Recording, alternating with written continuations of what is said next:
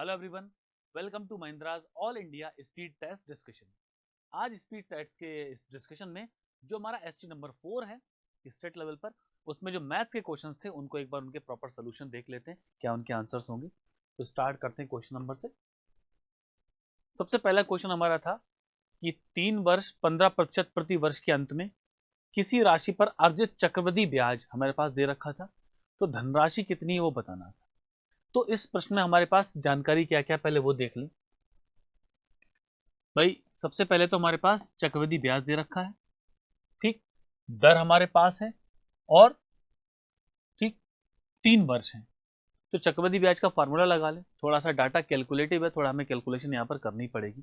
तो क्या होगा भाई, अगर हम चक्रवृद्धि ब्याज निकालें 6500.52, तो 65.52 बराबर पी फॉर यानी कि मूलधन 1 प्लस आर, कितना हमारे पास दर थी बच्चों 15, तो यह आएगी 15/100। 3 वर्ष है तो घात 3 लगा देंगे और -1 कर देंगे तो हमें चक्रवृद्धि ब्याज मिल जाता है 65,052। ठीक, चलो भाई इसको हल कर डालते हैं। 15% हम लोग जानते हैं बच्चों 3/20 होता है, तो 20 से कम 20 3 23 हो जाएगा। तो 65,052 बराबर पी। तो ये बनेगा 23/20 की घात 3, 23 की घात 3 होता है 121.67, 12167, और 20 की घात होती है 8000 -1। अगले पद में 8000 यहाँ आएगा और 12 161 से माइनस हो जाएगा, तो 8 और 4 12, मतलब कि पी 4167/8000 बचेगा। अब ये 8000 गुणा हो जाएगा और 4167 इसके बटे में आ जाएगा। तो पी जो हमारा मूलधन है वो 65,052 गुणा 8000 बटे 4167 बन जाएगा। दशमलव के दो, ये दो बिंदु हटाएंगे तो हम लोग दो दशमलव से पहले दो संख्या है तो 00 कैंसिल हो जाएगा। भाग कर लो, 4 और 1 5 6 11 7 18, 6 5 11, 11 में 2 जोड़ा 13 5 18, मतलब 9 से भाग कर सकते हैं। संख्याओं का योग 9 से विभाजित है, तो 9 चौक 36, 5 बचेगा 9 छिंग 54, और 2 बचेगा 9 तिया 27, 9 सत्ते 63, 9 दूनी 18, 9 दूनी 18, 9 दूनी 18, 9 अट्ठे 72, 463। अब ये तो हमारे पास एक अभाज्य संख्या आ गई, तो 463 से पहले भाग करके देख लेते हैं। 80 में तो भाग होगा नहीं, 72 28 में भाग करके देख लें। तो 463 से कितना है 72,228, 72,228। इसको भाग करेंगे तो पहली बार 463 बार ही कटेगा, तो 12 में से 3 जाएगा बच्चों 9 आएगा, 11 में 6 आएगा 5 आएगा, और यहाँ पर 2 आएगा, यहाँ पर 2 आ जाएगा। इसके बाद 6 बार 36 ज़्यादा हो जाएगा, 5 बार भाग करके देख लें। तो 5 तिया 15 का 5 हासिल 1, 5 अंक 30, 31 1 हासिल 3, 5 चौक 20 3 23, 12 में से 5 गया 7, 8 में से 1 गया 7, 5 में 3 गया 2 और 8 बचा, 27 3 है। 6 बार भाग करके देख लो, 6 3 18 8 हासिल 1, 6 3 36 और 37 7 हासिल 3, यानी कि 27 78 156। तो हमें करना पड़ेगा 156 गुणा 80। तो पहले तो जीरो लगा दें, 8 6 48, चाहे तो पूरी गुणा गुणा कर लें, लेकिन लास्ट में क्या आ रहा है, इकाई का अंक 0, दहाई का अंक 8, तो कहीं पर ऐसा है कि 80 लिखा हुआ है, 80 केवल पहले वाले में ही है, तो 12,480 हमारा उत्तर हो जाएगा। ऑप्शन देखकर हम आंसर लगा पाएंगे, ठीक, यानी कि 12,480। गुणा करने की आवश्यकता नहीं है, हमारा क्या होगा, ऑप्शन से हमारा आंसर मैच कर जाएगा, क्योंकि यहाँ पर 8 के बाद 2 जीरो है, हमें केवल 1 जीरो चाहिए था, 80, और उत्तर हमारा बन जाएगा। अगले प्रश्न पर आते हैं। 20 लीटर का एक मिश्रण था जिसमें दूध और पानी का अनुपात 5:3 है। इस मिश्रण के 4 लीटर को 4 लीटर दूध से बदल दिया गया, मतलब मिश्रण हमने 4 लीटर निकाला है और 4 लीटर दूध डाल दिया उसमें, तो नए मिश्रण में दूध और पानी का अनुपात क्या होगा ये बताना। अब एक चीज समझो, जब कभी भी हम मिश्रण निकालेंगे तो बच्चों मिश्रण भी इसी अनुपात में 5:3 के ही अनुपात में निकलेगा, मतलब 4 लीटर को भी 5:3 के अनुपात में बांटना पड़ेगा। चलो, तो दूध और पानी, दूध और पानी ये हो गया हमारे पास 5:3, तो टोटल तो हो गया 8, लेकिन सबसे पहले हमारे पास मिश्रण कितने लीटर का है, 20 लीटर का। तो जब हम पहले इस अनुपात में बांटेंगे 5:3 में, तो हमें ये पता चलेगा कि प्रारंभ में दूध और पानी की मात्रा कितनी थी। तो 1 बराबर कितना हो जाएगा, 1 बराबर हो जाएगा 20/8, 4 से भाग कर देंगे यानी कि 5/2, और 5/2 को हम लोग 2.5 लीटर बोल सकते हैं। तो मतलब जो m दूध था आपके पास, मिल्क, वो 5 की 2.5 से गुणा करो, तो दूध की संख्या हो जाएगी 25 पंजे 125 यानी कि 12.5 लीटर। वाटर पानी कितना बच्चों, तीन भाग है, तो 3 की 2.5 लीटर, 1 लीटर का मान तो यही है, मतलब कितना हो जाएगा 7.5 लीटर। तो ये बनेगी हमारे पास प्रारंभिक मात्रा। अब प्रश्न क्या बोलता है, आपने 4 लीटर पानी उसमें से मिश्रण निकाला। तो भाई देखो, दूध और पानी का जो अनुपात है कितना है, 5:3, 5:3 ही है, हाँ। उसी अनुपात में आपका 4 लीटर बाहर जाएगा, तो एक का मान कितना हो जाएगा बच्चों, 1/2 लीटर। मतलब कि अगर आप जब दूध निकालोगे 5 का मान, तो 5/2, मतलब दूध तो 2.5 लीटर बाहर जाएगा, और पानी कितना जाएगा, 3 हिस्से, यानी कि 3/2, यानी कि 1.5 लीटर बाहर जाएगा। तो हमारे पास दूध कितना बचेगा, तो हमारे पास दूध कितना बचेगा उसको देख लेते हैं। दूध हो जाएगा 7.5, तो पहले से ही था, सॉरी 12.5 था, पहले 12.5 था।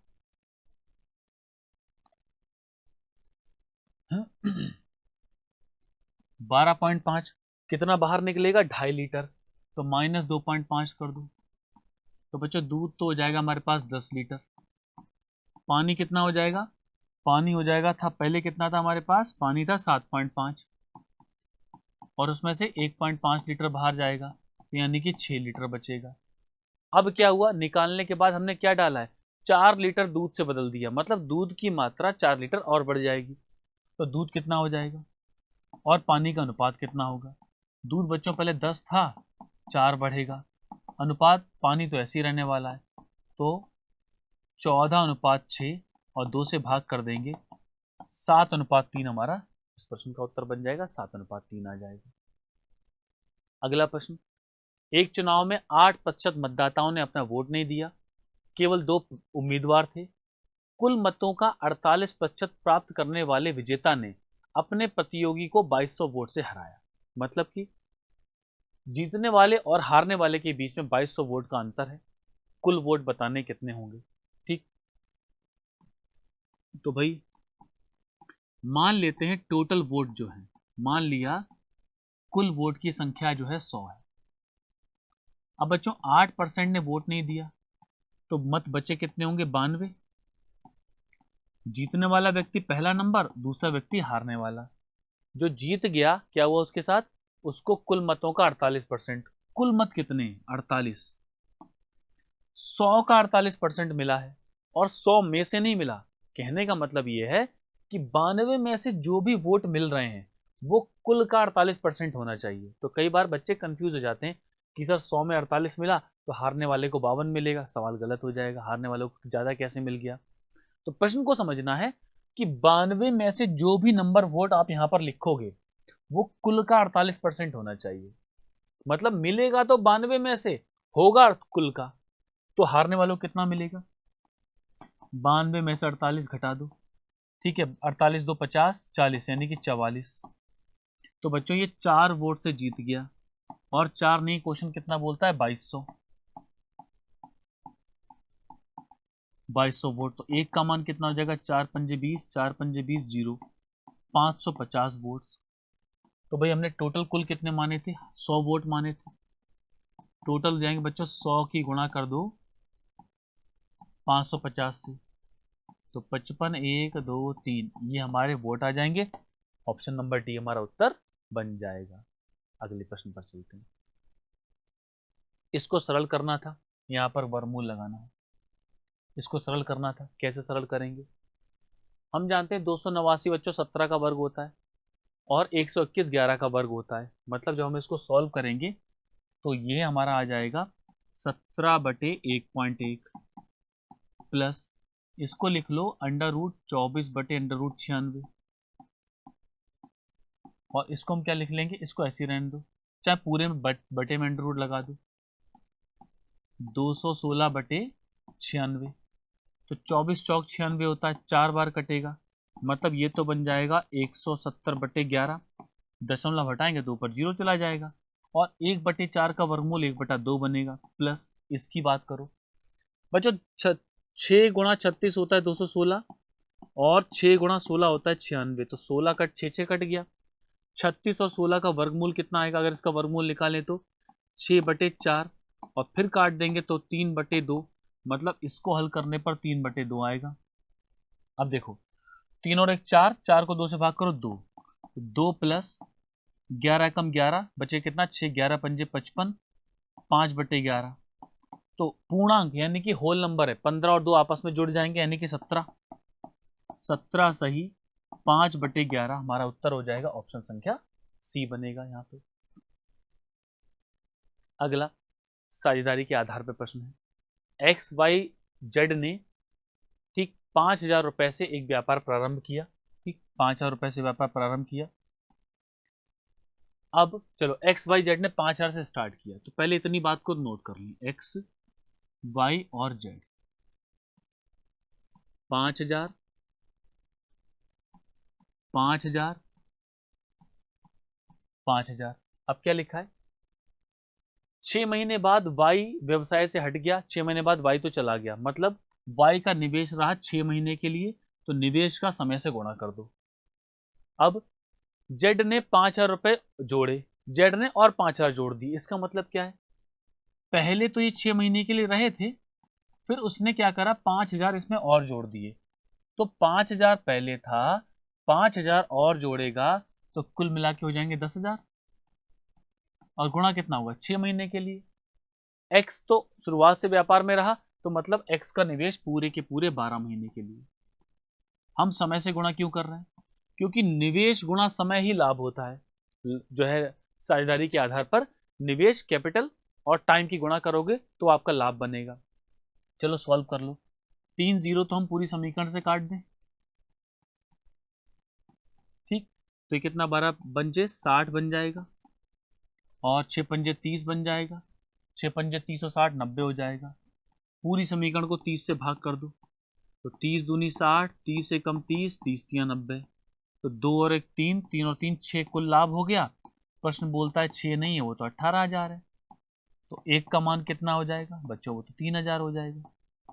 पूछा क्या है, तो जेड का हिस्सा ज्ञात करो, तो जेड का मान तो 3 आ रहा है, 3 का मान निकाल दीजिए, 3,000 की 3 से गुणा 9,000 आ जाएगा, और इस आधार पर ऑप्शन संख्या ए हमारा उत्तर बन जाएगा। अगला सवाल, एक नाव है धारा के अनुकूल जा रही है 7 किलोमीटर 42 मिनट में, यदि धारा की गति हमारे पास है 3 किलोमीटर प्रति घंटा, तो स्थिर पानी में नाव की चाल, मतलब नाव की चाल क्या है ये बताना है। तो देखो भाई,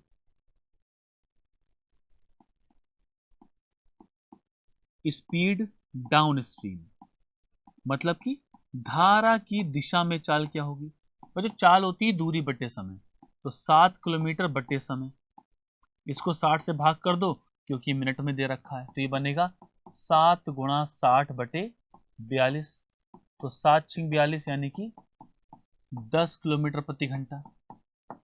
और हम जानते हैं जब कोई नाव धारा की दिशा में जाती है तो क्या होता है, नाव की चाल यानी कि बोट, बी फॉर बोट, और पानी की धारा यानी डब्ल्यू की चाल जुड़ी होती है, मतलब इसके अंदर जो धारा की चाल है वो जुड़कर आ रही है, ठीक। तो केवल नाव की चाल कैसे होगी, तो बहुत आसान है सर, धारा की चाल को हटा दो तो नाव की चाल मिल जाएगी, ठीक।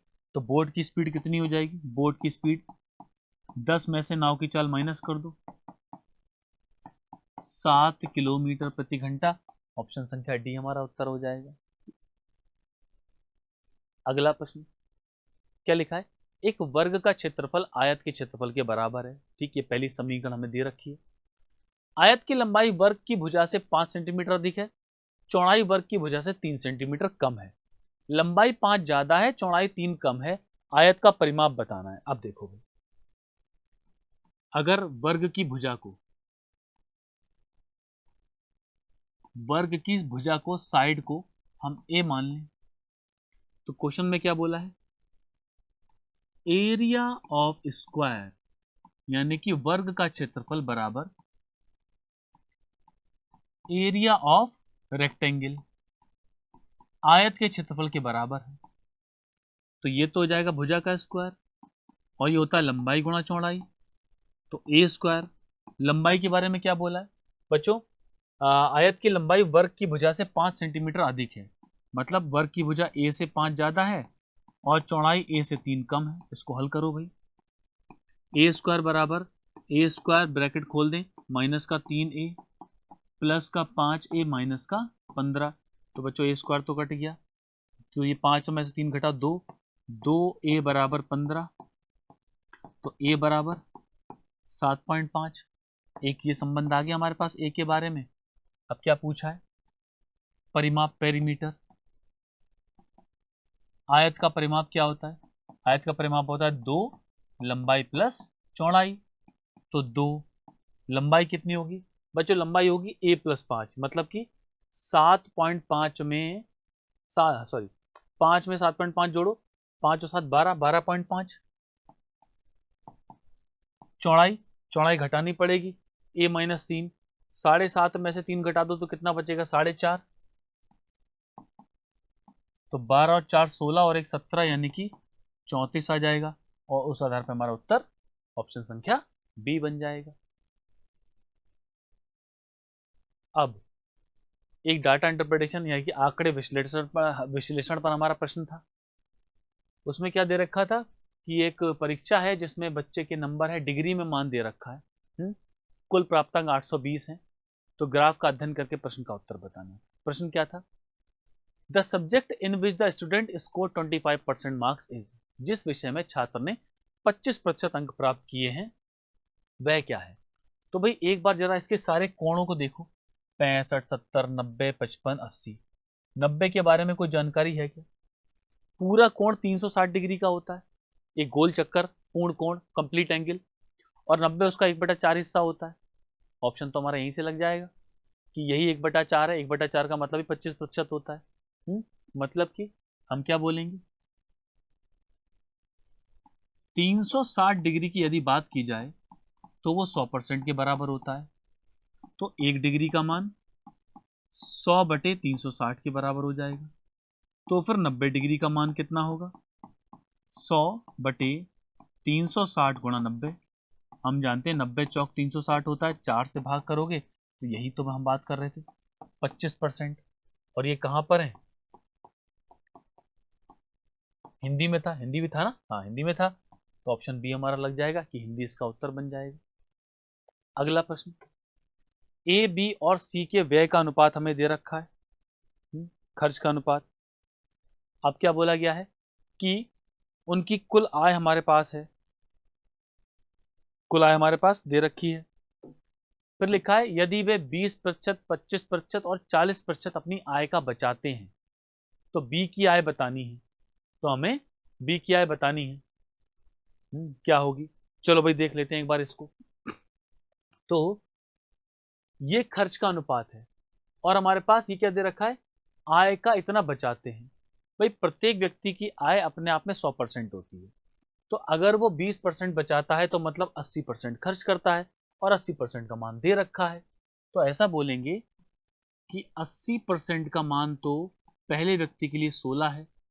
जब हम 100% निकाल लें तो हमें उसकी इनकम मिल जाएगी, आय मिल जाएगी, मतलब कि 16/80 गुणा 100,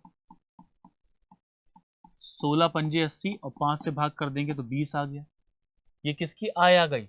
हमारे पास आय आ चुकी है पहले व्यक्ति की, यानी ए की। वही प्रक्रिया हम बी के लिए लगा लें। भाई क्या लिखा है? 25% दे रखा है, ठीक। 25% खर्च किया, बचाया, तो सीधी सी बात है 75% खर्च किया होगा, तो ये 75% का मान है। मतलब कि 75% का मान जो है वो हमारा कितना है? 12 के बराबर है। 75%, तो यहां से 100% निकाल लें, कितना हो जाएगा? 12/75 गुणा 100, 25 तिया 75, 25 चौक 100, 3 से काट दो 4 बार, 16 हो गया। और यही प्रक्रिया हम लोग क्या करने वाले हैं? सी के लिए करने वाले हैं।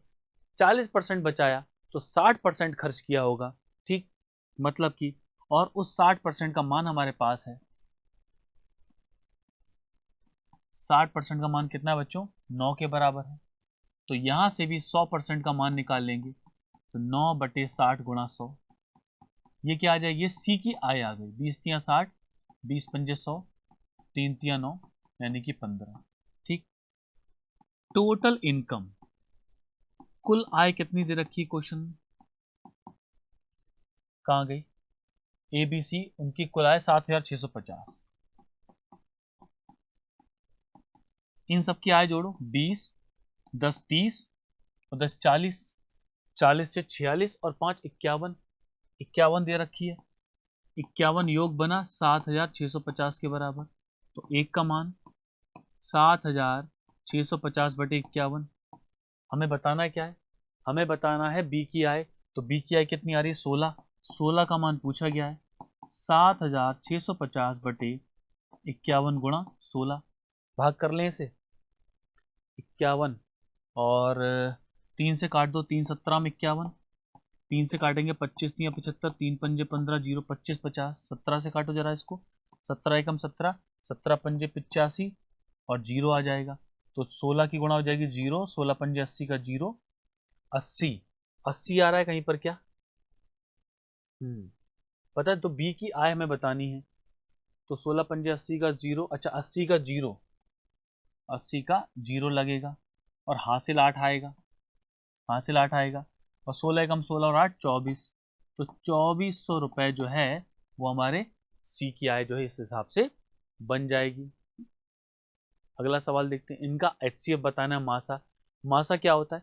एक ऐसी संख्या जो इन तीनों को विभाजित कर दे। ठीक, एक ऐसा नंबर और बड़े से बड़ा नंबर तीनों में कॉमन होना चाहिए। तो भाई क्या करें? गुणनखंड कर लें। 23 और 49 को जरा भाग करो। 9 4 13, 14 15 16, 17 18, 3 से भाग कर दो। 3 7 21, 3 8 24, 3 3 9। फिर 3 से काटो, 3 दूनी 6, 3 चिंग 18, 3 एकम 3, 3 8 24, 3 7 21, 29 तिया होता है। अब 29 तो अभाज्य संख्या आ गई, तो 3 तिया 9 तिया 27 तिया 81। बच्चों ये बन गया 81 गुणा 29, ऐसे ही लिखा रहने दो इसको।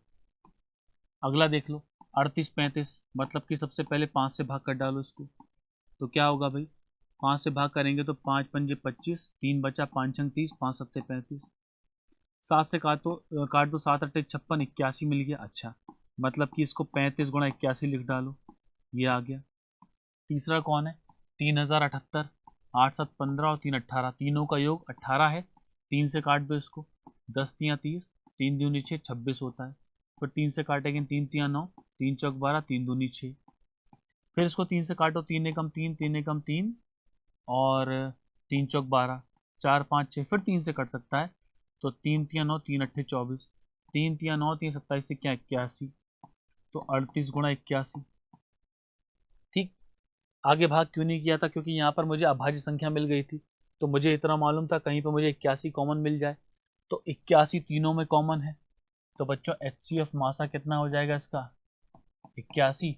और ऑप्शन संख्या सी हमारा उत्तर यहाँ से बन जाएगा। ठीक। तो ये हमारे प्रश्न थे एसटी नंबर पर 04 पर। और इसी तरह प्रश्नों को तैयार करते रहें। Good luck. Thank you class.